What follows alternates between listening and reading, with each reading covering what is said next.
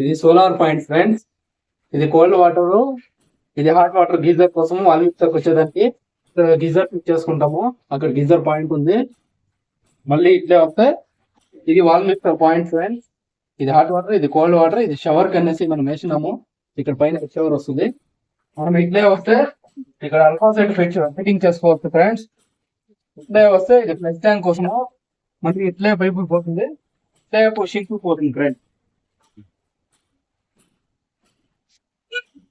చూస్తున్నట్లయితే ఇది shrink point friends. కొంచెం ఎక్కువగా నెట్టు పెడతాము. ఇటు వచ్చేసి ఇది ఫిట్టింగ్ ఫిల్టర్